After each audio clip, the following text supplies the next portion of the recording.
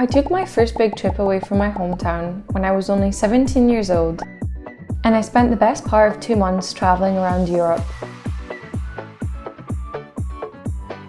The thing that shocked me the most during my trip was just how different everybody was from the people in my hometown. Since then, I've been going between my home country and living in the United States, Italy, France, and Spain. And I've changed and learned lots in the process. Today, I'm going to explain why I believe everybody should take at least one opportunity to spend time away from their hometown.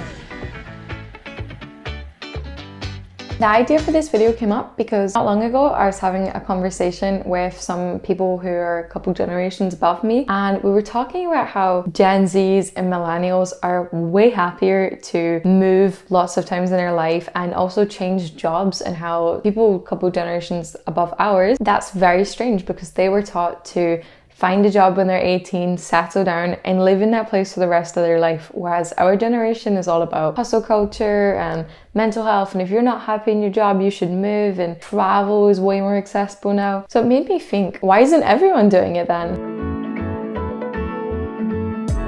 The first reason why I believe that you should move abroad is to learn and experience something new. Primarily by this, I obviously mean languages. The reason I moved to Spain for the year is to learn Spanish. And I tell you what, there is nothing like being stuck in a situation where you have to speak it to help you improve. I've been thrown into a job where my boss and most of my colleagues don't speak English, and it has helped me improve so much because as an English speaker, we're really used to everyone just settling to our language.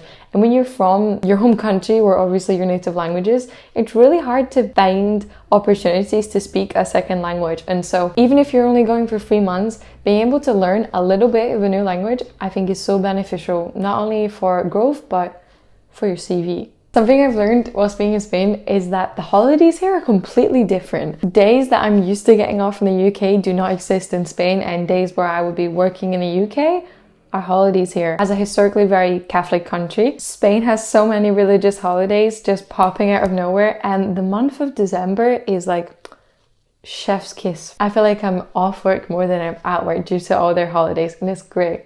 And the good thing about these holidays is it's an opportunity to learn about the history behind why they actually are celebrating this holiday. I've learned so much just from looking up why this is a bank holiday today and why am I off my work. And then I found like pages of history about Spain, which is really cool.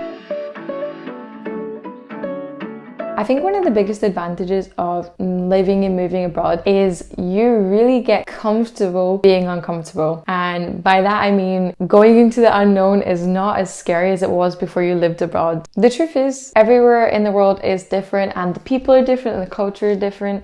And that's kind of what makes every place so unique. But when you're moving abroad and moving out from what you know, people seem ruder, or people seem way kinder than what they're like in your hometown, and people are more open, or some people are more closed than what it's like where you're from. And I find all of that really exciting, but it can definitely be a bit uncomfortable when you don't know how to greet someone from the country you're in, because in the UK, for example, we give a big hug to people we're friendly with, and if we're not friendly, maybe a handshake. And then when you go over to France, you're supposed to kiss these people on their cheeks. When I first moved to France, I found that really uncomfortable, but now I'm comfortable with it. Another big building block in the getting used to part of living abroad, which is why I recommend you do it, is, man, the experience you gain from going through all of the bureaucracy of moving abroad, it strengthens you tenfold. When I was planning and organizing my trip and moving to Spain, I did not realize how hard it is to move to Spain and how hard it is to open a bank account,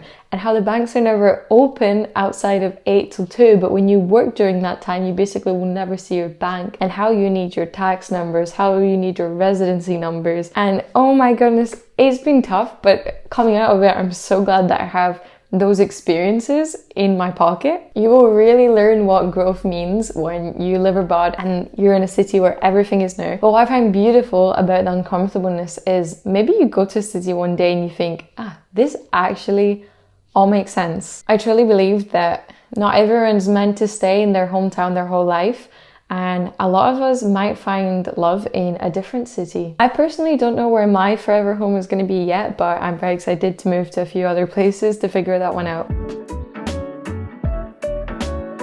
Another huge reason why I believe everyone should move abroad is to change up your mindset. When you're from a small town and everyone around you is brought up experiencing the same things and going through the same things, it's really hard to think outside the box, and I think that's imperative to finding your own independence and finding yourself throughout your life journey. Like I said in the intro, when I was traveling and I realized just how open people from mainland Europe is, I was like, I fit in better here, I think. I felt like I was way more accepted as a person being a little bit out. And where in my high school, people were calling me unique with a really negative tone, when I was traveling, people were calling me unique with a way more positive tone, and that's what I'm personally all about. I don't want to fit in like everyone else. I think we all need to find our uniqueness within. And by moving abroad, I really believe that is way more possible, because when you move to a country and you know no one, you can't copy anyone. You really have ample time to find yourself. Something random that I found beauty in Europe is the fact that on Sundays everything closes.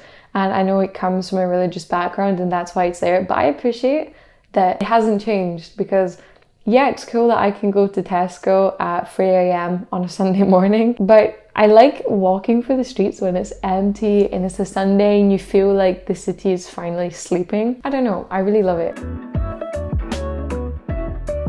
Now, freedom and independence. There is nothing that can give you more freedom than moving to a country where you know no one and no one knows you. My goodness, you really gain your independence when you have to find a flat for the first time in a language you don't know, in a city you don't know. You don't really know which neighborhood is good and you don't know what the normal price range is.